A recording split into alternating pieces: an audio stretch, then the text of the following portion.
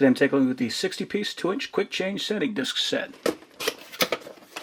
So it looks like we do have different grits in here. So we got our 80, we got our 120. We also appear to have different materials. So even though these are both 80, the composition of the sanding pad is different. So everything is separated in their own little Ziploc bags.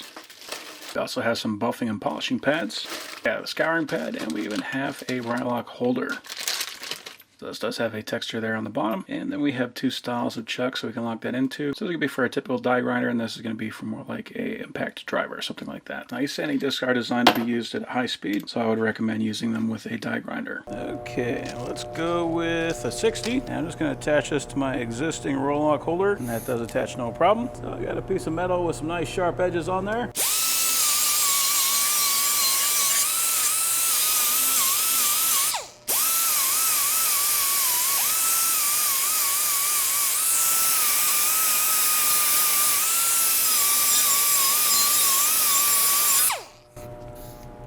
And there we go.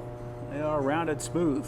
So normally for doing that, I would get something that's more like a 40 grit, but that 60 grit actually worked well enough that I'm happy with that. So if you're looking for a nice variety kit, that is going to be an excellent way to go.